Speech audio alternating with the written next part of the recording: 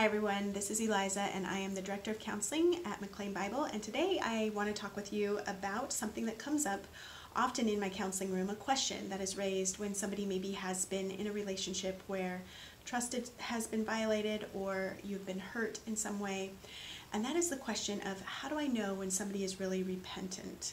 It's such a good question, and we know it's a good question because the Bible actually addresses the answer to this for us very clearly.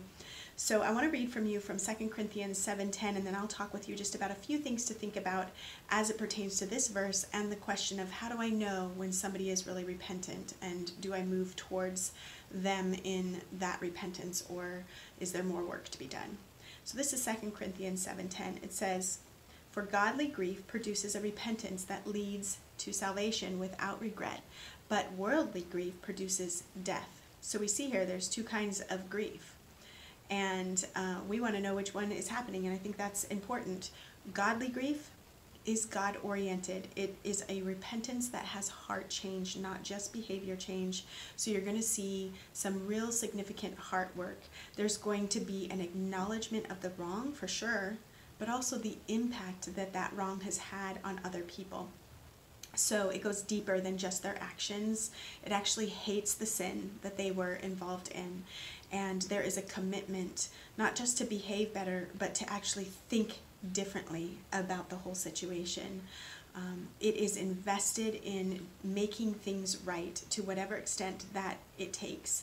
It's God-oriented, so it really has little to do with self. It's whatever the Lord wants from me, that I'm willing to do. And you will see that as gratitude towards the Lord for his kindness and his grace towards them, even in the sin.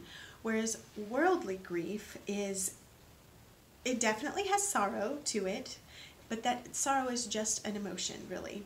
It doesn't really have a whole lot of movement towards heart change. There might be some behavior changes, but the heart change is not necessarily there. And so you will see it as more self-centered rather than God-centered, as we talked about the other. The godly grief is God-centered. It'll be self-centered. So it will maybe even look at look how bad I am. Woe is me. It can almost be a little bit of self-pity in there. It's focused on the self rather than on God. So you're going to see sorrow over the consequence of sin, or sorrow over the embarrassment that has been caused because of their sin, or the sorrow or discomfort over what they're now facing. So sorrow is a part of it, but that sorrow is not repentance, as you can see. It's often, worldly grief is often marked by defensiveness or justifications, or maybe even explanations, explaining why they did what they did, and where godly grief really gives no excuse. So I hope that helps a little bit. And one other verse that I want to share that could be helpful in this is Luke 3:8, and it says this: "Bear fruit in keeping with repentance." So repentance actually bears fruit.